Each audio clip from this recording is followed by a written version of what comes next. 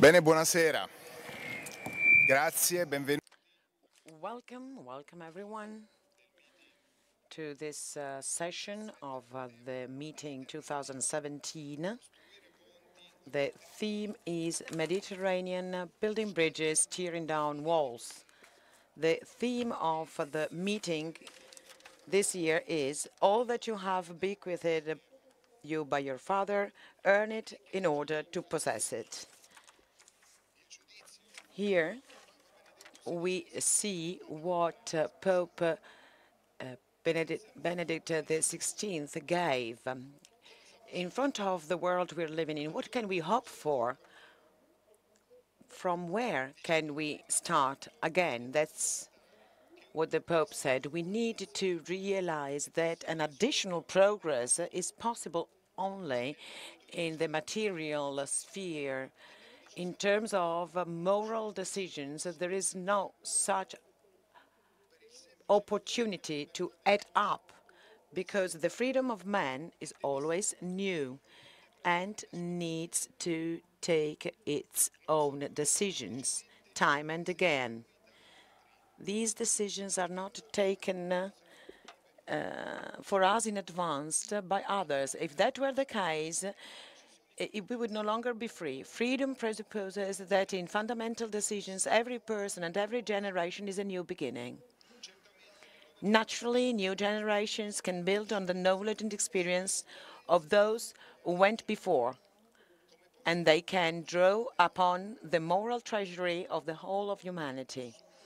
But they can also reject it, because it can never be self-evident in the same way as material inventions. This is the terrible shiver that runs down the back of all the generations. This treasury is not automatically preserved. A value cannot be safeguarded by burying it in the ground or by giving it in the hands of a financial manager. Each value needs to be earned over and over again. This is the only way to conquer it. This is the only way for each of us to become an heir and not a clone or a guardian. Today's session, today's meeting, is the result of the example of this great inheritance that we have received. On November the 5th, 1977, Giorgio La Pira died in Florence. So this is the 40th anniversary of his death. This meeting is a tribute to Giorgio La Pira. Giorgio La Pira, I'm saying this to the youngest among us.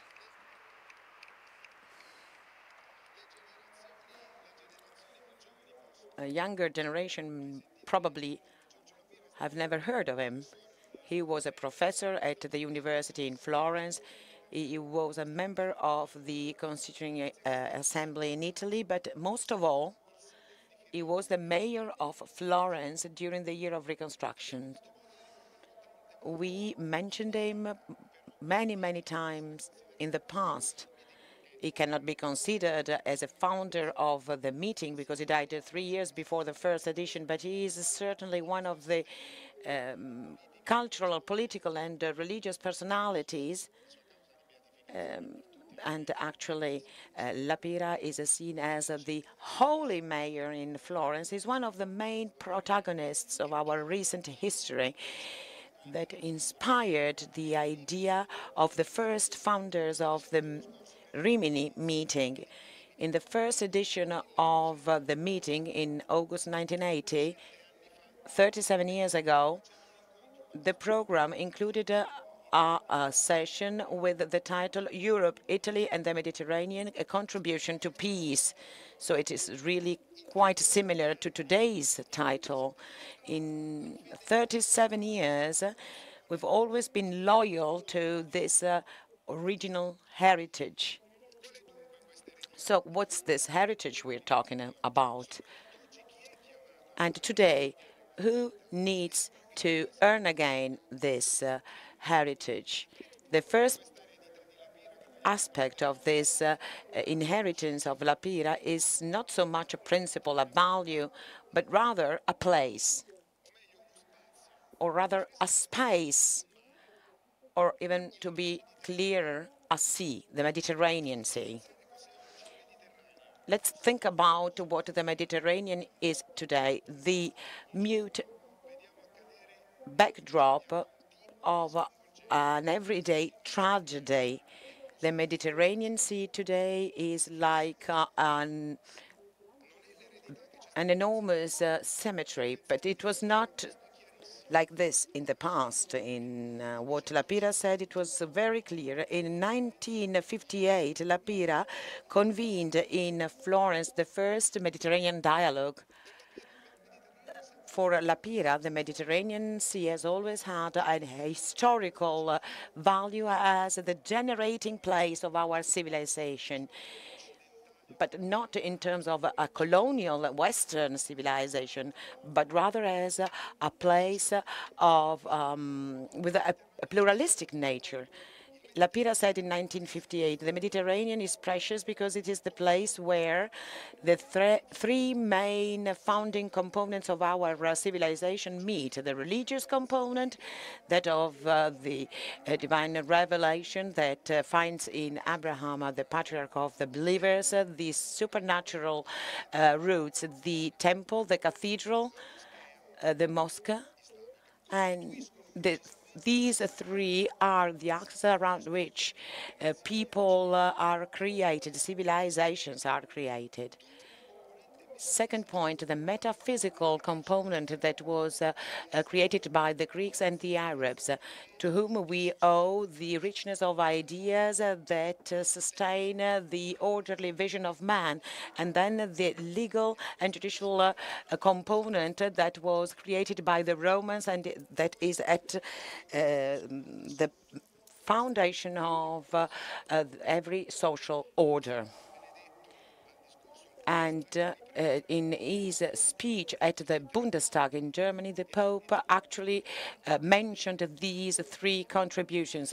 From the meeting between Athens, Rome and Jerusalem, we have our civilization. The Mediterranean is the place that made it possible to have this meeting. What is the Mediterranean today? This is the first question. What do we see today in the Mediterranean? Second aspect, which is also a heritage from La Pira, the heart of the future of the world are the cities. So the second element in this inheritance is the role of cities in building peace, in building this dialogue. We already know that the future of the world is in the hands of urban areas. There are more people in urban areas than in rural areas, as we know. And cities are the creative places where people live, where people meet. It is the environment where everyone can meet the others, and that thus cities have a fundamental role in creating, in building a dialogue. These are the two main elements of inheritance that we wanted to earn back today with this meeting. The Mediterranean as a place of dialogue and peace, and as a place of cities. So that's why we have invited mayors to our session this afternoon, because the cities and their mayors are at the front, on the front line in this process. And I would like also to underline that last year, here, in this very same place, together with Mayor Nardella, we had the lady mayor of Diyarbakir, Gultan Kizanak, who was here with us last year and is now in jail, condemned to 230 years of prison in Turkey. Oh, I would really like for you all to applaud to the mayor. Bene. Dicevo, allora. So as I was saying, in order to approach this theme, we invited mayors, as I said, but we also invited, and I'd really like to thank him for his presence here. And he was present also yesterday in the meeting with the Prime Minister Gentiloni. We have Nassir Abdulaziz Al-Nasser, High Representative of the United Nations for the Alliance of Civilizations.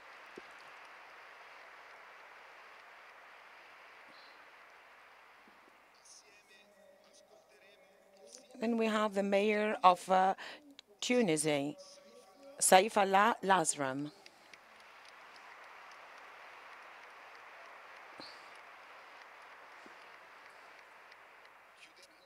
And then the mayor of Florence, Dario Nardella, who is very well known to the participants of the meeting. So to start our dialogue, we had another important gift from Marcelo Sanchez Sorondo, the Chancellor of the Pope Academy of Social Sciences, who, as he will be telling us, registered a short video with which we are going to open our session today to underline the position of the Holy Seat on this theme. Here's the video.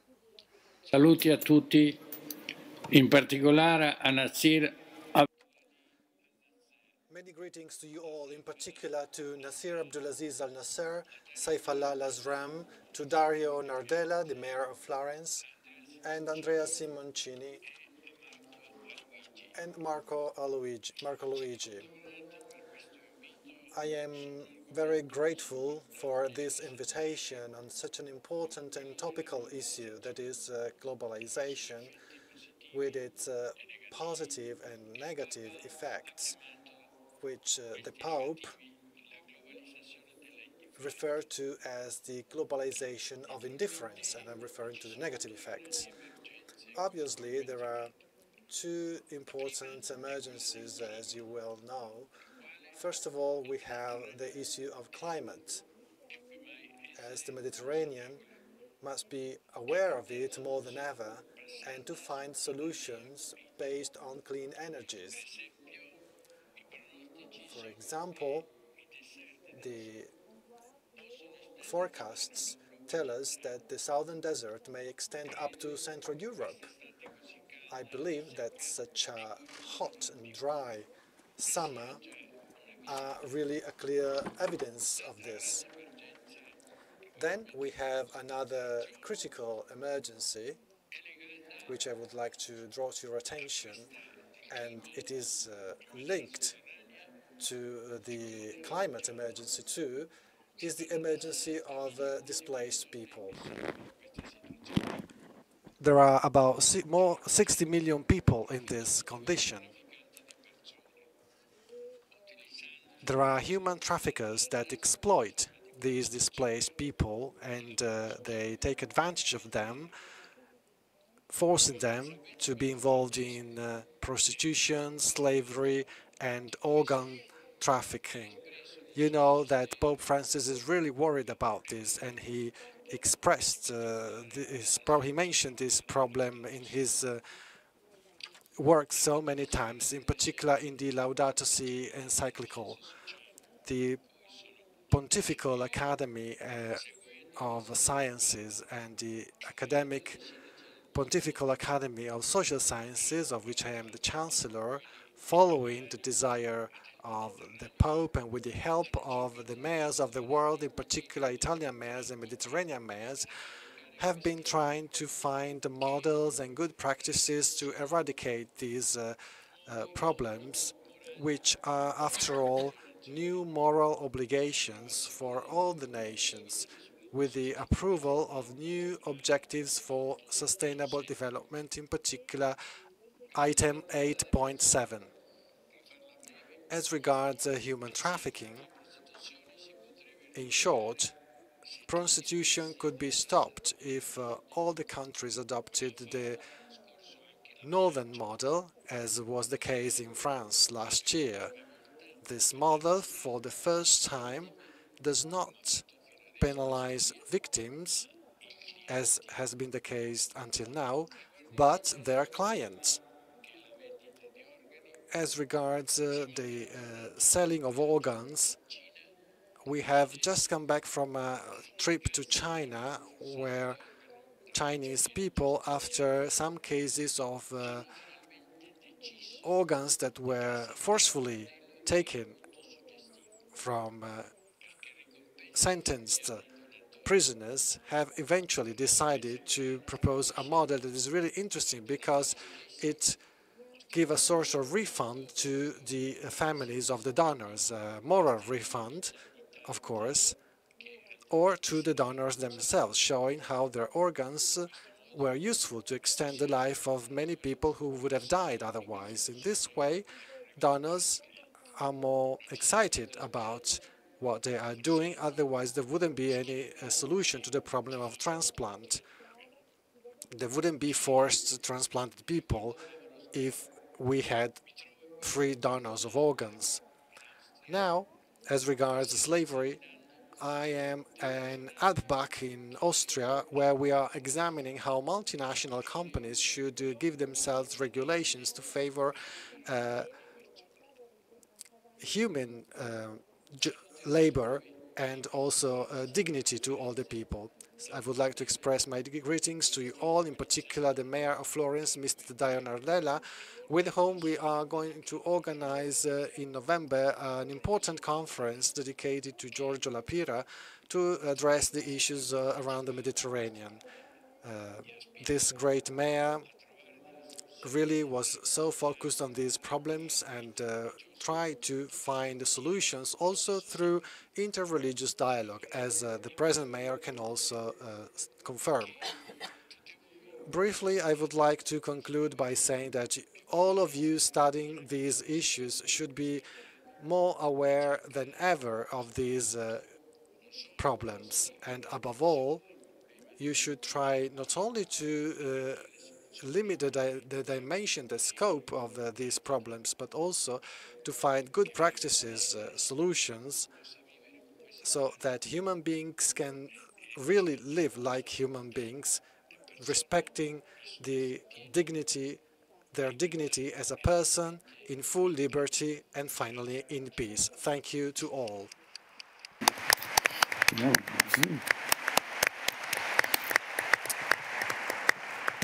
Prego ora Sua Eccellenza Al-Nasser di prendere.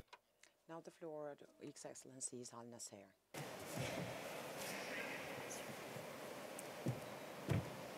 Capito, lui è un po' così, è un po' formale. Good afternoon. It's a great pleasure to be here with you again to talk about the Mediterranean, building bridges, tearing down walls, a topical subject indeed, given our current political climate.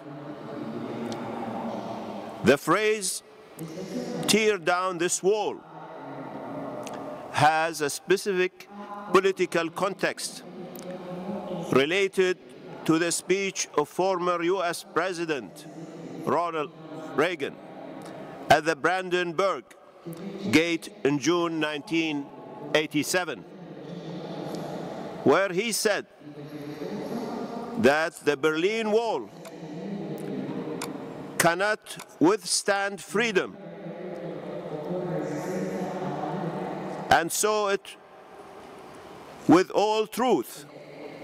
The wall cannot withstand freedom, and so it is with all walls, whether used to keep people out, to prevent them from leaving, walls between peoples, between countries, or within cities represent failure. Some of you may relate directly to the situation of the world today, where we see nations putting up walls at their borders. This may be concrete, physical barrier, but they cannot also be invisible walls of prejudice. These are the kind of walls that close the borders to refugees fleeing from danger. These are the walls that generate racism, discrimination, and xenophobia. In this context, the role of the United Nations Alliance of Civilization is very clear. Our mission is to tear down those walls and to build bridges between people,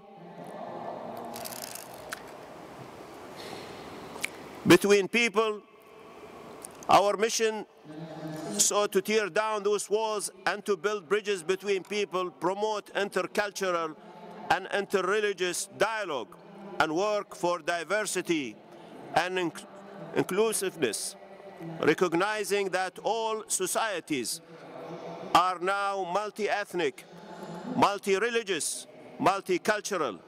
It is imperative that we invest on the social cohesion of those societies. To promote diversity as a source of richness, not as a threat. This is where intercultural dialogue becomes a necessity.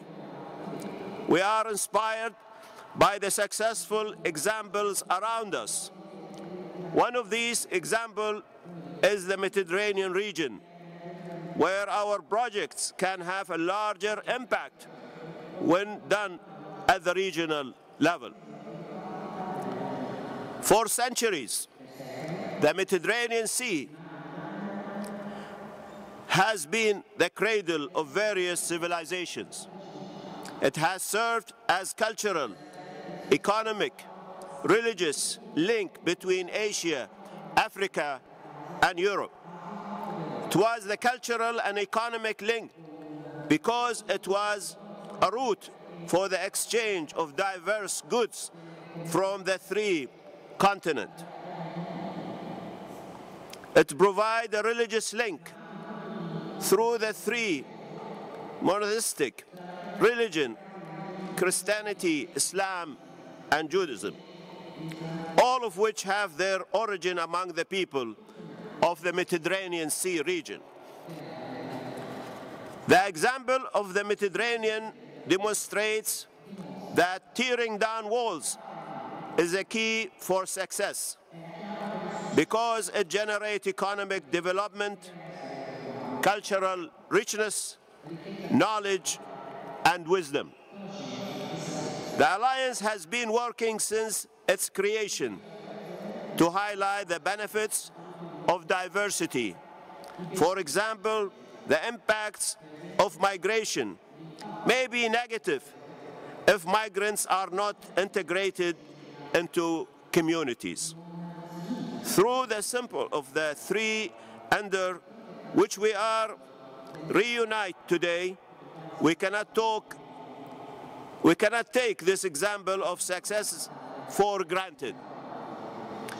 A lot of work still needs to be done in the Mediterranean region. Earn it in order to possess it. As we said at the beginning of this meeting, we must preserve that was earned in the past. A few examples of the work of the Alliance in this region, recognizing the role of media plays in shaping perception, we launched #SpreadNoHate initiative. The initiative aims at countering hate speech against cultural, religious, and ethnic minorities, culminating in a symposium in partnership with the European Union in Brussels this past January. This is still an ongoing project that is gaining a lot of traction, and we hope to launch the next edition this year on the MENA region. The Alliance also sponsors, organizes, and participates in international meetings about and around the Mediterranean region. Just a year ago, during the first international conference on preventive diplomacy on the Mediterranean held in Spain, I emphasized that the Mediterranean region is the champion for peace. However, when we see an example of success, we need to export it to other regions. That is also the mission of the alliance. On 18th of July this year, we organized a successful meeting at the UN headquarters on the role of religious leaders in peace building in the Middle East. Not only did we focus on the Middle East region, which requires our serious attention, but we also valued the partnership and collaboration of religious leaders. Allow me to point out that our partnership with our growing network of religious leaders is fundamental. It's fundamental to our work on achieving a new perspective for humanitarian action. Religious leaders can reach out to their own communities and advocate a message of inclusion and understanding. You can build bridges across communities plagued by humanitarian emergencies. As religious leaders, you can help to reduce polarization and develop inclusive societies in which diversity is valued as an asset. I mention partnership again because there are many mayors and local authorities with us today. Their work is critical because they operate at the grassroots level to engage directly with people's needs. Local authorities have been instrumental in promoting partnerships. The United Nations is very supportive of the work of mayors and local authorities. The UN Habitat, which is the UN Agency for Sustainable Urban Development, is mandated to help mayors promote socially and environmentally sustainable towns and cities. Special envoy for cities and climate change are also appointed by the United Nations Secretary General in order to achieve more ambitious goals for mitigating and adapting to climate change. Returning to our theme of building bridges, tearing down walls, I would like to conclude by saying that this theme is central to the work of the Alliance.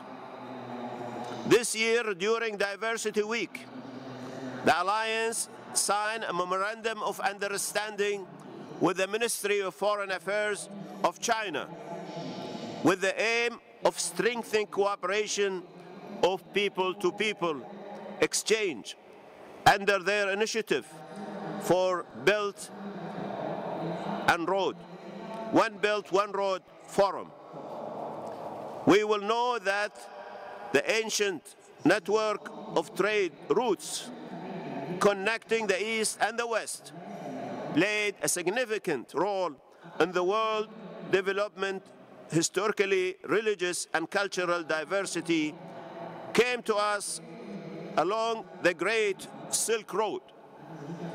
The revival of this project is another great step towards our goal of building bridges between civilizations. UNAOC was created to foster understanding between nations and peoples, and to realization that differences between cultures and faiths are not a weakness, but strength. As the High Representative of the United Nations Alliance of Civilization, I am determined to combat xenophobia and hatred, although current events show we still have a long way to go. The United Nations Alliance of Civilization dedicates the efforts to foster respect and tolerance between peoples of different cultures and religions. We work to engage everyone, from political leaders to grassroots organizations, men and women, youth and elderly, in the pursuit of a peaceful and inclusive world. Thank you very much.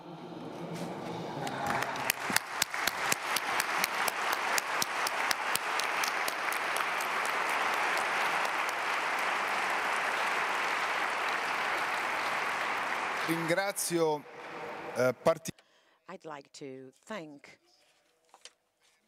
His Excellency Al-Nasser for this intervention that helped us become more familiar with this part of the work of the United Nations. So now we know that there is this agency that aims at creating an alliance of civilizations. Maybe from this international level, we can expect a bit more than what we are actually achieving at supranational levels, as for instance at European level. So it is a very good news for us to learn that the United Nations aim at underlining the successful examples, showing the good results. And this idea of tearing down walls is is often neglected by other organizations. Now the word to Saifallah Lasram.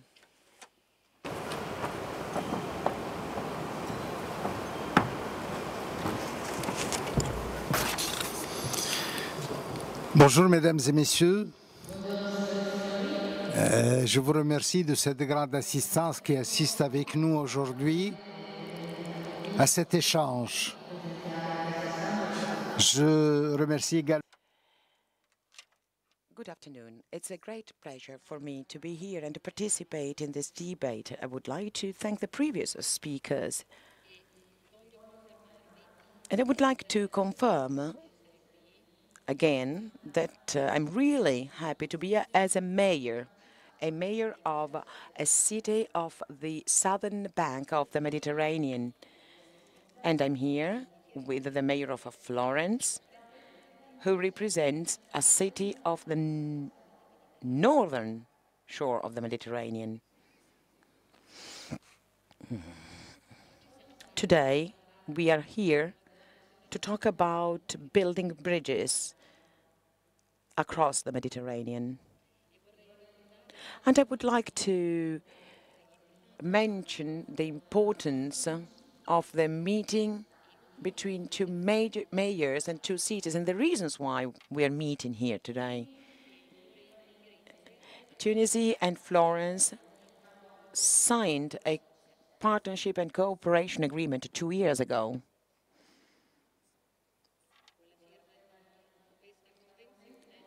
This agreement, or this covenant,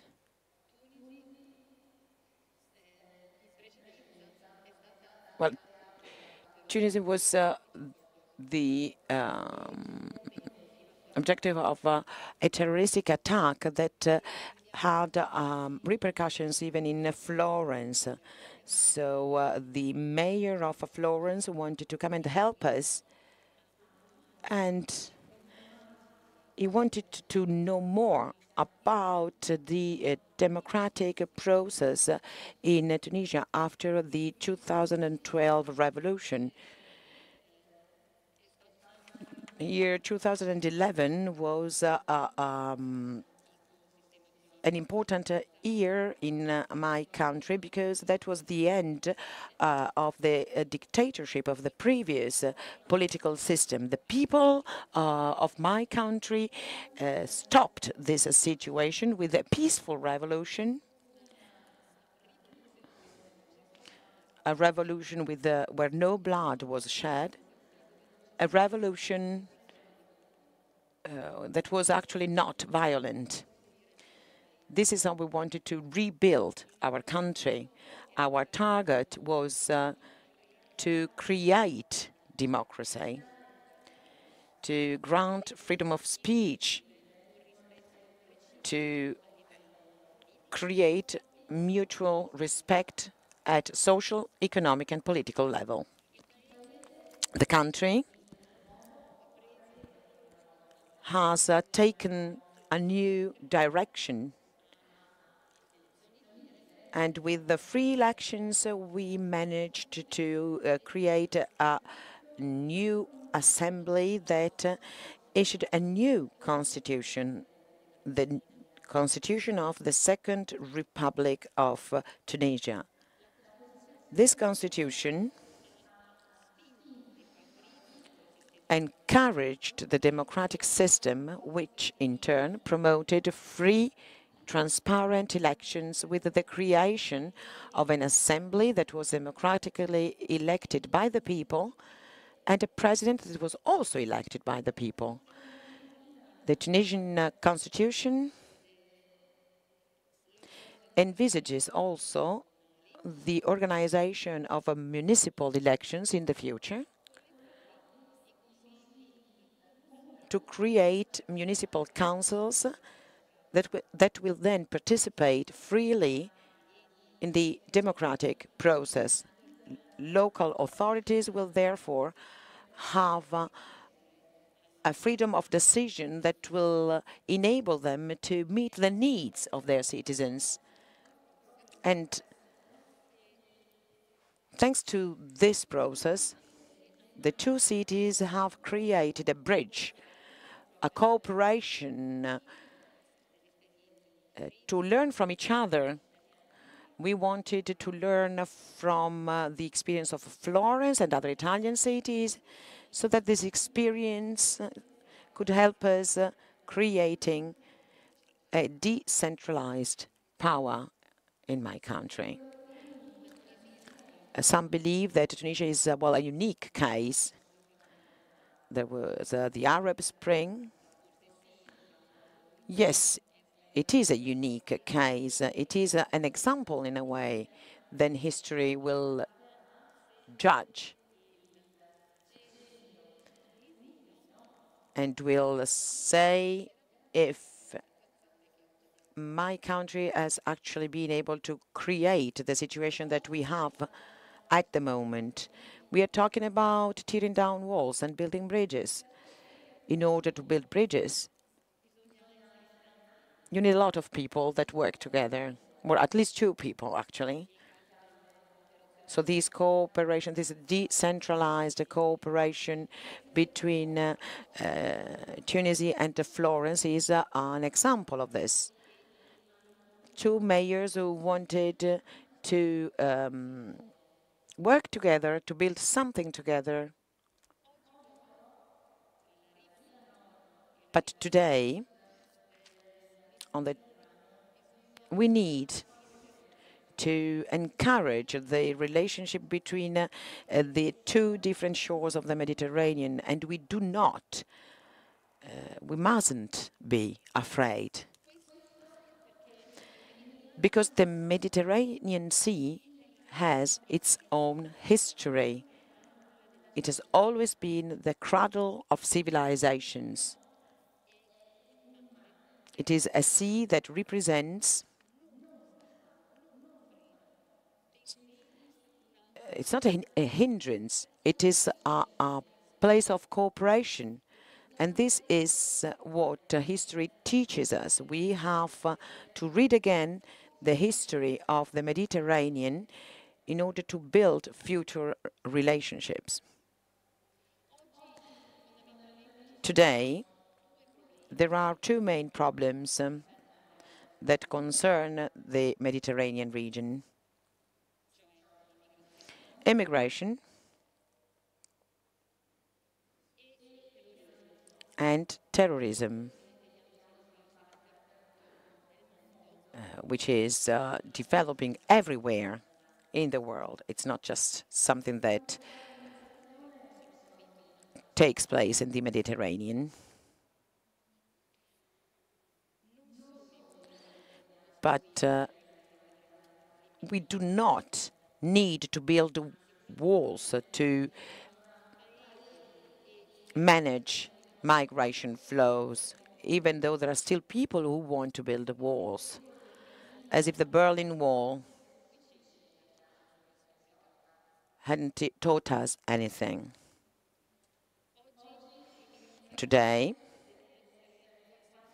migration needs to be seen as a phenomenon that has always been there from the very beginning of humanity.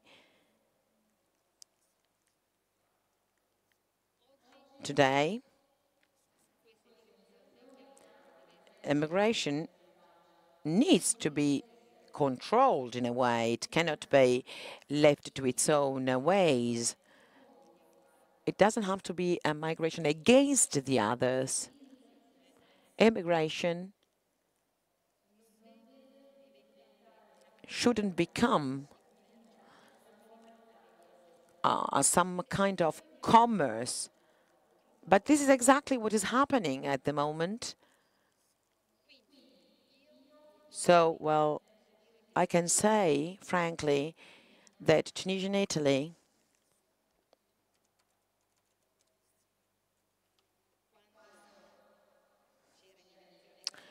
when there was clandestine in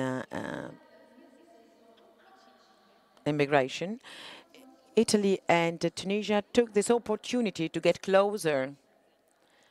And this was an opportunity in terms of controlled immigration. Our two countries could solve their immigration-related problems. Today, unfortunately, on the southern shore of the Mediterranean, many countries have a lot of national problems to control their frontiers. And that's where the problems start. And, well, sometimes the Mediterranean Sea has become, as it was said before, a cemetery of immigrants. Greedy people, people who look for their own benefits, exploit this situation, take advantage of this situation. But immigration should not be seen as a danger, as a threat. We should not fear immigration. We should be able to look at it in the right way. We should understand how to control this phenomenon.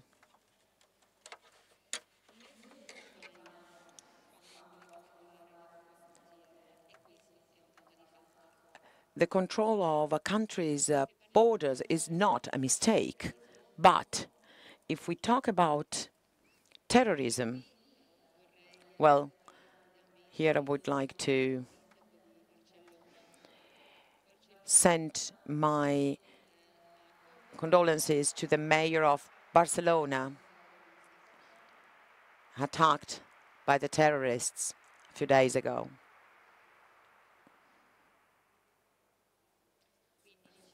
So as I was saying, terrorism is a phenomenon that has touched both the southern and the northern countries of the Mediterranean, as well as the whole world. It is a phenomenon that doesn't have any nationality, doesn't have religious references. It is a phenomenon made of movements It is something that needed to be analyzed, to be carefully studied. We needed to understand how these dangerous organizations are financed, organizations that actually threaten the safety of our countries and of the whole world.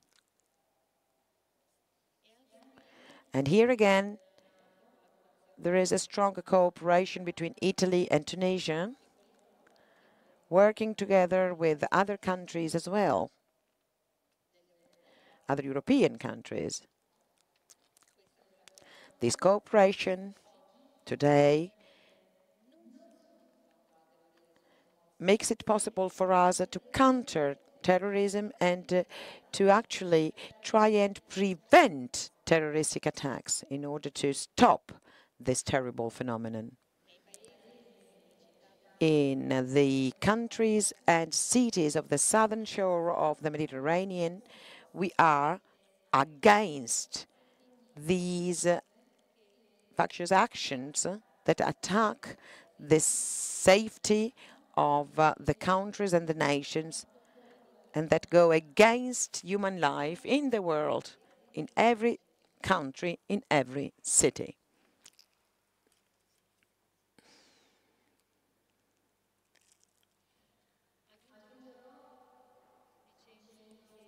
And I'd like to conclude by saying that we shouldn't be afraid to deal these themes. We needed to actually face these problems.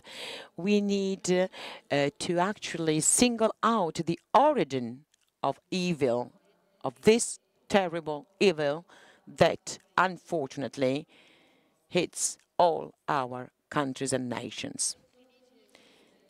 Ladies and gentlemen, I'm really glad I had the opportunity to speak in front of you all and to have participated in this panel. And I would like to stress once more the importance of the partnership between Tunisia and Florence. Thank you for your attention.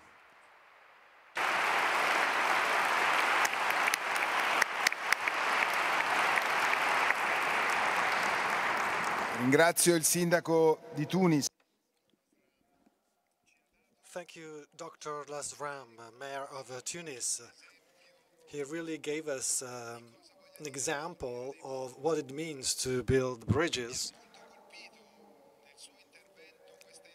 Listening to his presentation, I was really intrigued by the fact that he insisted so much on a word which is actually the real deterrent of any action in this world, that is the word fear, to be afraid. He really insisted on not to be afraid, and I was really impressed by this. And there is a character in history who said this, you should not be afraid. And this kind of attitude is not irrational. It doesn't mean to be open to anything without any kind of thought, without any kind of rule. We have seen what it means, the importance in Tunis to build a democratic state. A democratic state is able to control its own border. And we have seen how important it is that these processes go on and strengthen themselves. So there is an interlocutor coming up to have a dialogue in these terms. We have seen where these processes cannot really get to full maturity. The mayor of Tunis has already introduced our last speaker, the mayor of Florence, Mr. Dario Nardella, who, as we always say, doesn't need really introductions because he's taken part in our event so many times. But before giving him the floor, I would like to say something. We really have to thank him for his commitment and for the work of his international relations offices, for the help they gave us to organize today's session. And this is a new aspect of the meeting event. It is a positive aspect. We want to be the tool and the space for positive aspects, because positive examples of dialogue and building should be given also prominence. So I would like to give him the floor and thank him again for his participation. Dear friends, dear speakers, thank you for this invitation, and thank you, Andrea, for recalling how this session has been created, and also to refer to last year's session. I am really happy and also moved by the idea of participating in the meeting's sessions. I'm also satisfied and quite intrigued by the way that this initiative has been growing over time. We have been sharing this initiative with you for some time now, that is to give space to the voice of the mayors, not just Italian mayors, but mayors from different parts of the world, so they can come here to Rimini and speak.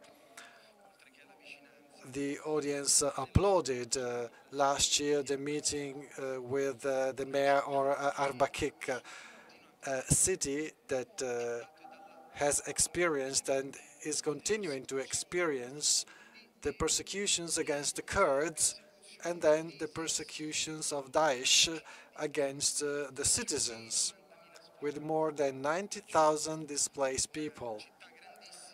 It is a big city, but it is really a thorn city due to war and conflict and pain. Knowing that the mayor of that city is now in prison really gives us an idea of the urgency and of the tremendous problems that are occurring in some parts of the world. As we did last year, I would like to refer to the main subject of our session. The mayors of our cities are representatives and spokespersons of those cities. So what is the role they can play in the big international issues, in the international challenges? I will answer this question towards the end, but right now I would like to emphasize what Monsignor Sorondo emphasized in his video message.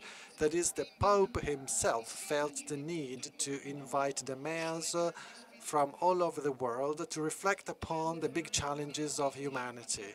2 years ago, in 2015, in the Vatican, an event was organized to discuss the Laudato Si encyclical. No environmental minister was invited, no heads of state was invited. The city representatives, the city administrators were invited. Mayors from New York, Palermo, Berlin were invited and were asked by the Pope to tell him what can be done to change, to improve the communities, and to directly address the big challenge of climate change. Last year, with other mayors and other cities, the same questions were posed on an equally dramatic issue, that is, migrants. I left those meetings feeling really enriched, and I was wondering, why is it just the Pope to make a call on the local administrators to address these issues? Why is it not the President of the European Commission to do this? Why isn't the leaders, the international political leaders, that are making calls to cities' representatives? And here I would like to take the opportunity to have here with us His Excellency Al-Nasser, to ask him to bring to the Secretary General of the United Nations the idea to share, also thanks to the activities that the United Nations carry out on decentralized cooperation, to share with the cities of the world and the mayors the strategies and the choices. Why am I focusing on the cities? Because as Giorgio Lapira taught us, the governments may go away, but the cities are there. So solutions must be found anyway for any kind of issue: pollution, social integration, lack of equality, and new models of sharing spaces in cities. Any of these issues are many times profoundly manifested in the cities, and it is in the cities that solutions must be found. After all, we should also ask ourselves why are the cities the places where terrorist attacks take place. However, cities do not have armies. They used to have armies when there were city-states, but they can only reply with peace. Cities do not need to make theories on social coexistence because that's what they experience every single day within their walls, within their borders. This is true in Tunis, in Aleppo, in Florence, in Paris, in any city in the world. And that's what Giorgio Lapira really mentioned already. On the 12th of April 1954, during a meeting of the National Red Cross in Genoa, he started to propose his thought and to make up a theory which translated into a real dissertation, a real theory which we still study today. He said, "My sweet Florence, that was created in one way as much as for men and women, as much as for God, to be the city on the mountain, to be light in dialogue with the people, it doesn't want to be destroyed. This will of living is confirmed by Florence and by all the cities of the world. Cities, that is, capital cities and non-capital cities, big and small cities. They have a long history or a short history, artistic and non-artistic, all of them. Because cities may fall under bomb shelling, but they always stand up again, they always rise again." Lapira then started to organize meetings with his colleagues, meetings that had never been organized before. Consider that 60 years ago it was much more difficult to move, to travel, so it was really important to put together mayors who used to live in very distant places. For example, in October 1955, in the city council building in Florence, many mayors from different parts of the world gathered, and it was the Cold War time. Many cities, many areas of the world did not talk to each other, and the vice mayor of Washington hugged the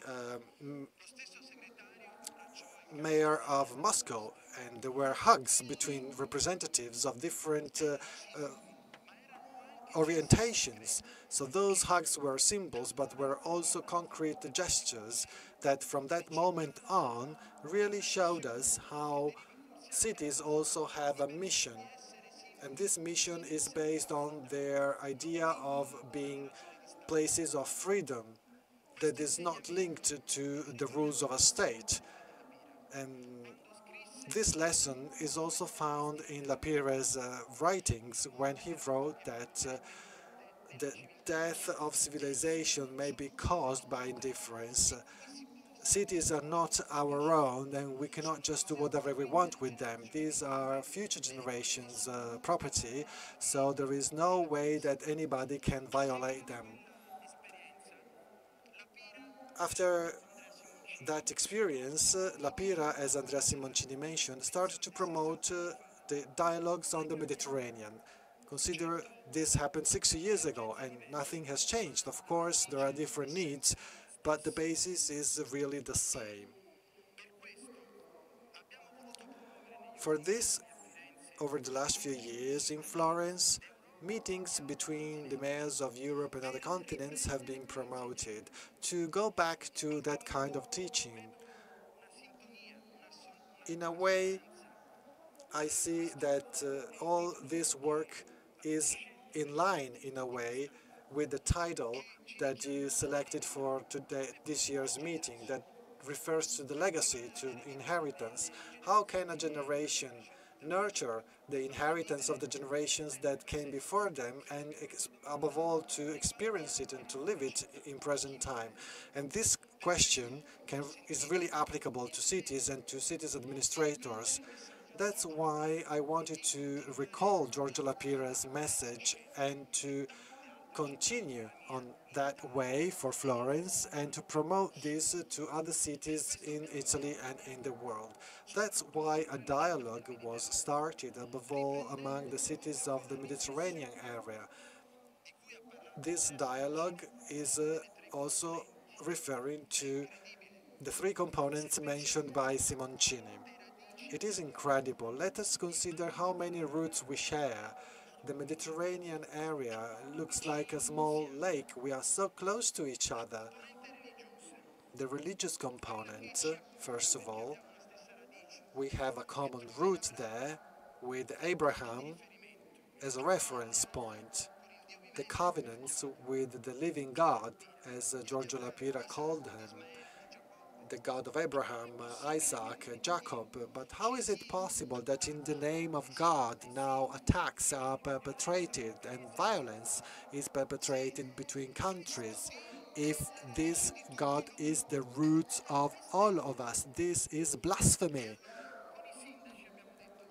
So, with all the mayors, we said, let us start to be more aware of this common root.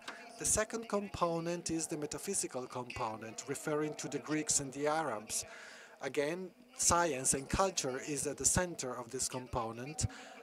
Our roots gave rise to the heritage of science and culture on which generations and after generations were really educated. So mayors decided to take culture as the key to a problem, to make it a solution, because it is not by chance that terrorism always have two objectives: human lives and cultural symbol.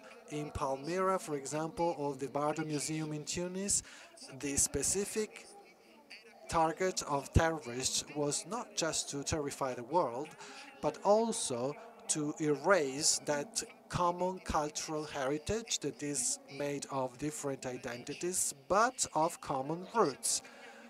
So, as mayors, we started to work to preserve that heritage, because the cities that do not invest in their heritage become more fragile, become weaker, and they can be attacked more easily by any kind of terrorism.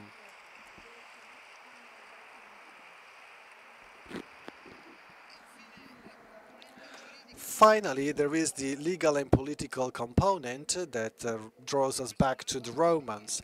It is true, this Tiberias lake has always, as Giorgio Lapira called it, has always drawn from Roman models that were proposed to different states and different civilizations. On the 18th of March 2015, on TV, I saw really the horrible attacks at the Bardo Museum, where many people died, including 4 Italian people. Well, after seeing those images, I really asked myself, can we really stay here in front of TV just feeling disappointed? Can we do anything about it? That's why we did this trip to Tunis and went to the mayor there and started to write something tangible. We wanted to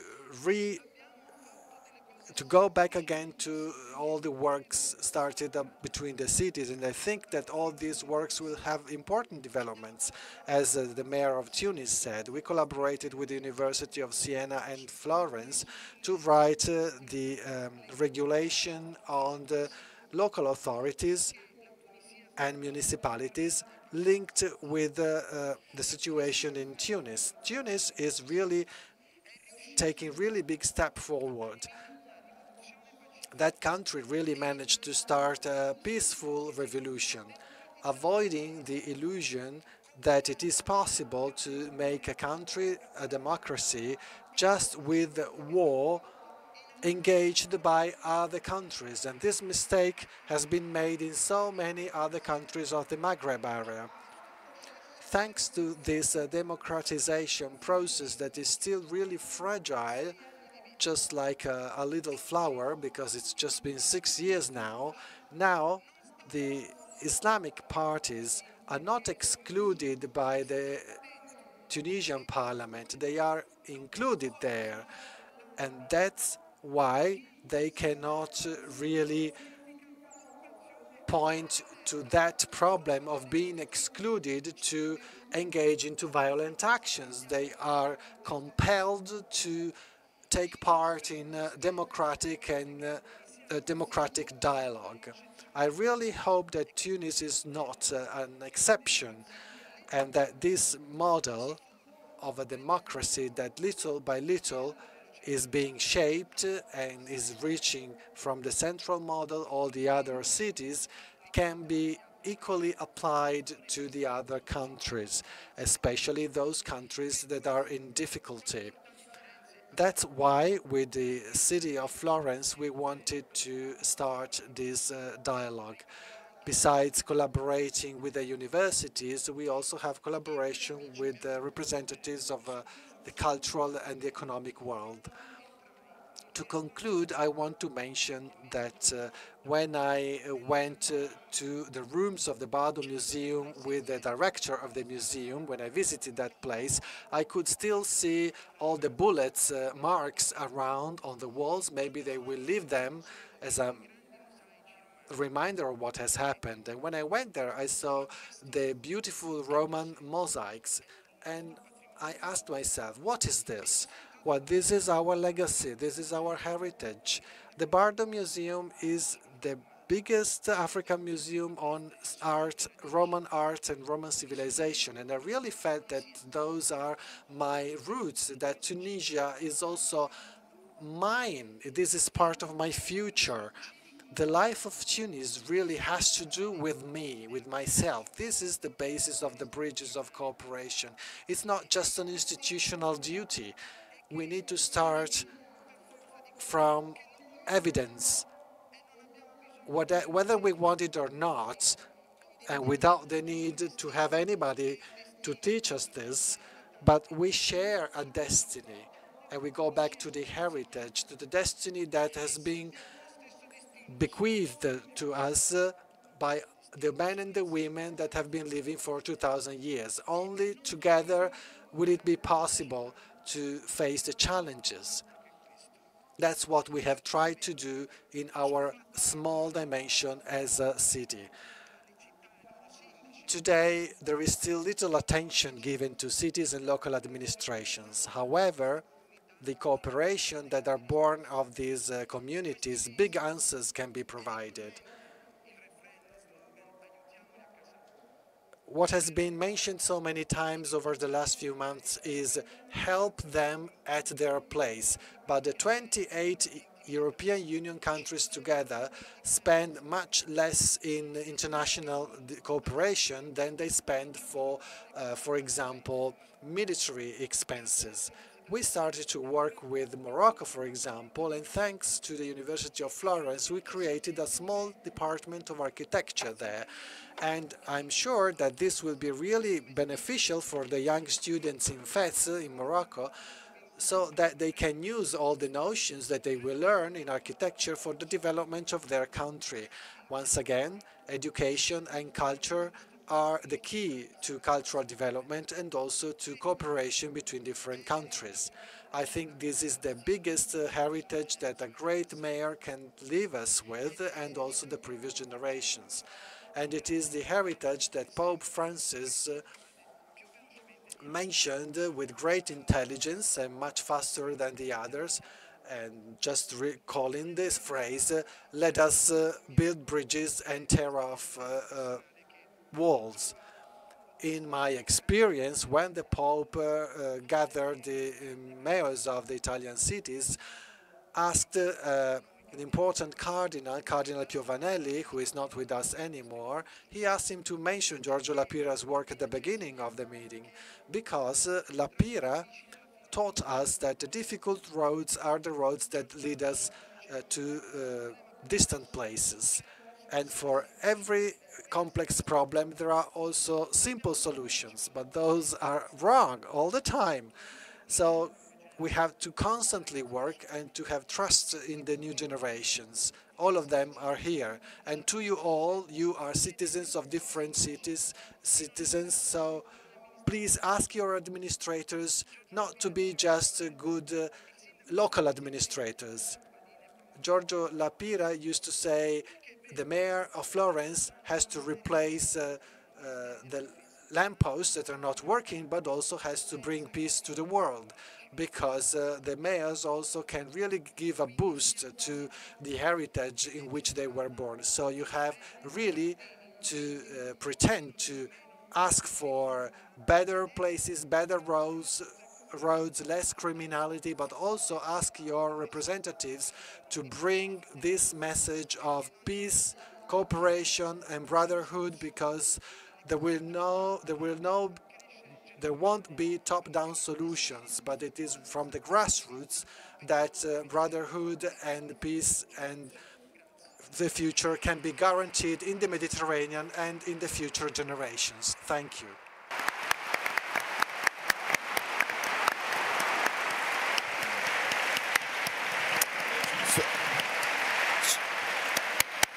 Ringrazio.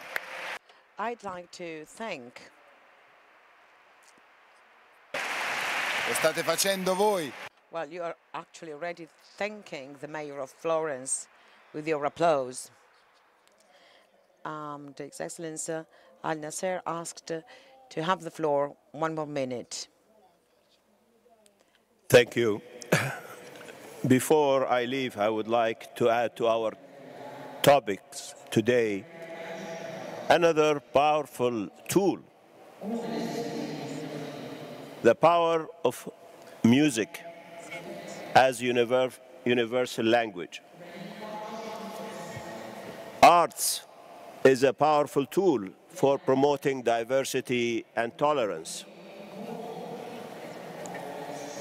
United Nations Alliance of Civilization organize concerts with On Art Foundation at the UN headquarters in Geneva every year. Last summer, we organized the Mediterranean Concert, where 16 artists from the north and south of the Mediterranean performed. The message was that this region, the Mediterranean, is rich with history and diversity, and that it is not a region of violence and migrants. Thank you. Grazie. Thank you.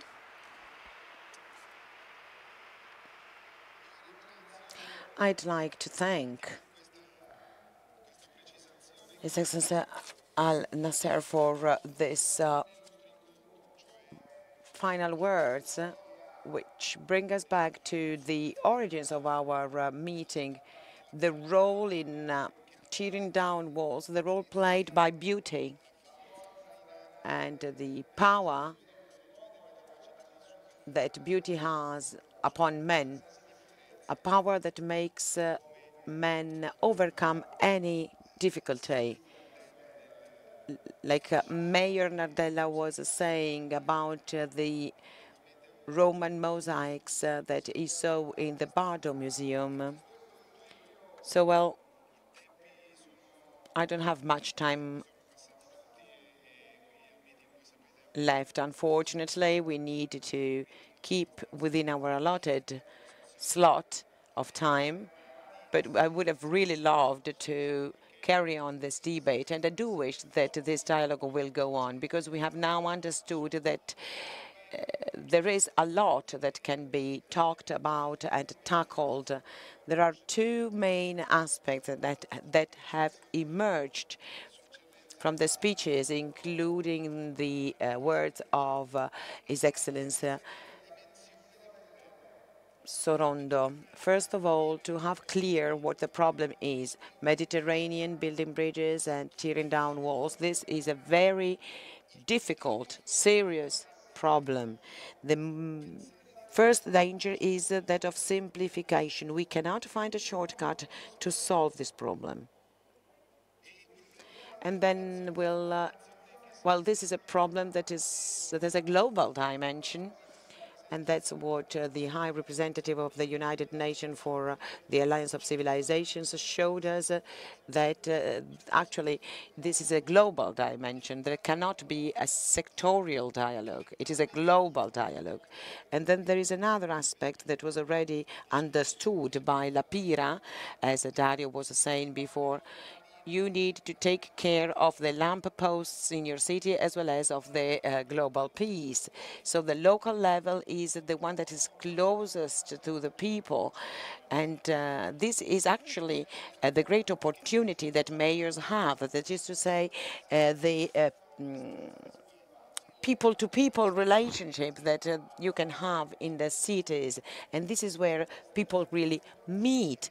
And this is where change can be brought about. So, well, the way strategy is to learn from experience. Here in Rimini at the meeting, there are dozens of examples of how this integration, this dialogue, this bridge building activity is not a utopian event of the future, but it's something that is already present. I see here my friend Farouk, and well, the exhibition that he has here at the meeting is one of the examples of the fact that what we were talking about is something that is already happening, something that can be actually recognized before then being actually planned. So this is the strategy. We need to encourage, to build on the existing examples. So this is, so to speak, the third aspect. No one can actually have the presumption to be able to take upon ourselves the legacy of Giorgio La Pira. And, well, this is something that goes way beyond what each generation can do. But a little fragment of this legacy has been present here today, and this gives us hope, because these are the men and women who changed history. These are the men and women who built bridges and roads over places that had been destroyed. So this is a hope that is actually being starting from the meeting. So there is hope for everybody. Thank you again for being here today. I would like to thank our panel for their participation here today. And last but not least, here there is an aspect which is for us extremely important. In order to build bridges, you need a lot of bricks.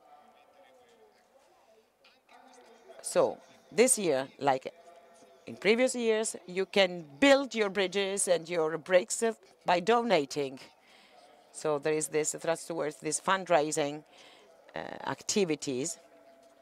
So there are in the different halls some specific corners that are called Dona Ora. So please donate only at these desks, where you will have the volunteer staff with the green T-shirts. Thank you again for your participation.